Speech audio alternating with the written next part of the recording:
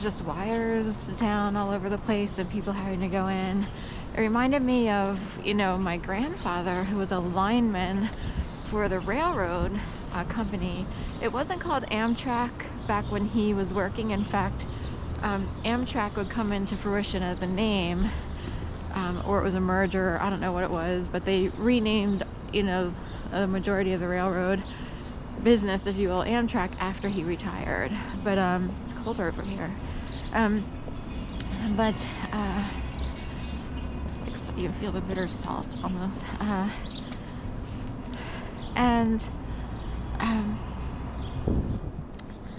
Anyway, I think he was on call as a lineman. On call is just one of those jobs where I guess, you know, they called him when they needed him. I don't know if he worked and also was on call sometimes, you know, but I think what he had to do was he had to reconnect things, do grounding work or whatever with the lines on the railroad system. And back then you would shimmy up the poles with like special straps and stuff like that.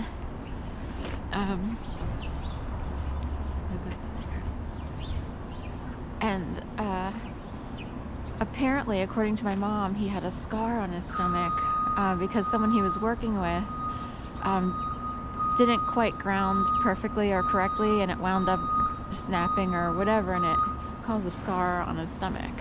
I didn't know my grandfather that well. He passed away when I was like 2 or 3. So I was a TV in there, the big gigantic TV in the apartment above Marathon. It looked like a giant person was in the window. That's funny. Go this way.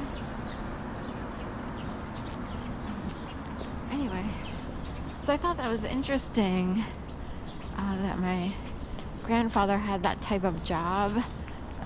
He was also, and of course you see tons of these people right now in California for the telephone wires or whatever cables used to run above ground in that area. So they're having to go around with their Graydolls and Altex and whatever to repair or even shut off connections until they're ready to reopen them, I guess. So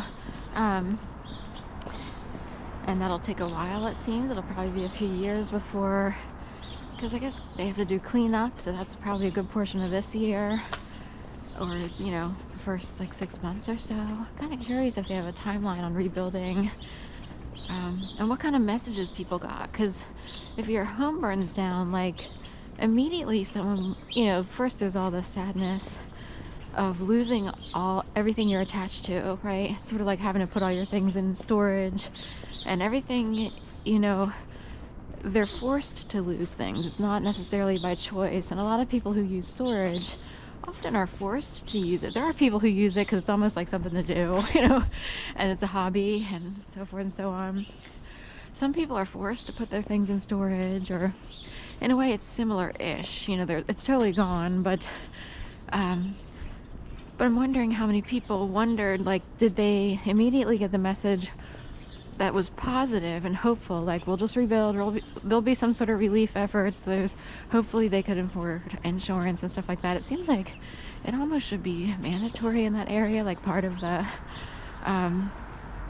mortgages should just be fire insurance in that area. Like, it should just be part of the package. Since they are constantly dealing with California wildfires. Oh, that's right, we got the word wild. Wild recently, and anyway, I don't know if it was before or after the fires, but it was an unusual word to get. Maybe it was after, and anyway, and I was like, should I use that word or not? I'd like, just wait for it. Anyway, I wondered if people knew that they could rebuild right away, or if they got the message we can rebuild, or if they thought, like, the hopeless ideas would be, I lost everything, you know, total devastation, shock and awe, you know, of course, traumas, PTSDs and stuff like that, And where are we going to go? Where, you know, where do people go? No one wants to have to be in like any kind of shelter or anything. What are we going to do? My whole life is there, you know. Some people might have immediately gotten, we'll rebuild, rebuild. So I'm kind of curious who suffered and who was given such hopeful messages that they're like, it's okay, and they were able to be resilient, as they say, and get over it really quick. It's interesting because people can grow up differently and feel hopeless, or they could feel hopeful. It's sort of like job seeking. Like, that's a totally great idea. I hope you can find something that'll sustain you and give you a better life, or this, that, and the other. Or no, you don't want to do that. You don't want to do that. You don't want to do that. So those are very different messages. It would be the people who are depressed and feel hopeless after the fire and don't realize right away that they could rebuild through even aid from the government. They would be like devastated, oppressed, crying, you know, trying to figure out what to do. Whereas everybody else got the better message of, you can rebuild, and we will have a rebuilding effort right away for everyone. And it might not be the same as what you're used to, but it'll be an interesting new adventure. You have to have a new home that'll look and feel different a little bit. But a lot of these people were families, and technically they paid mortgage on their homes on special lot, you know, on those lots. So they still own the property, if you will. So it's just a matter of rebuilding with whatever aid and assistance, you know, you can get. So I noticed too that there were some cars parked in the area, as if people brought cars back to their homes to show, like, this is my property and I'm going to park my car here. Because some cars are totally blown out and burned out, and they must have just been left behind, and some people had to evacuate in a hurry. And in fact, there's that one piece where people had to leave their cars on the road, and they said, you're gonna have to walk down from here, you know, and all those cars, you know, pile of cars, it's like a bulldozer is having to push them to the side. You know, wow, what a show there. So I guess cars were backed up trying to get out during an evacuation, and they just told them, you'll have to walk from here, just in case, because the wind was so bad, it whipped up. It's pretty fierce, and was just shooting fire all over the place, apparently. So anyway,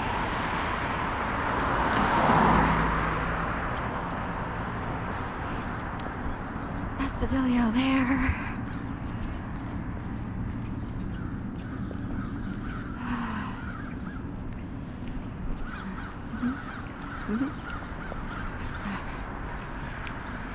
I was thinking about all that. I had to hurry up and move a couple times, 2 or 3 times.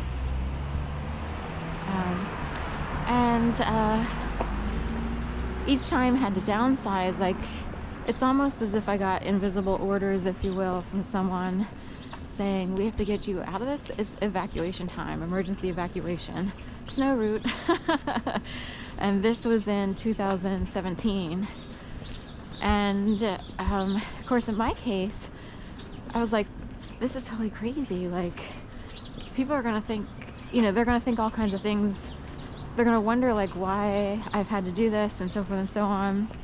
But in a way, I was evacuated and kind of pulled, I think, underground-ish.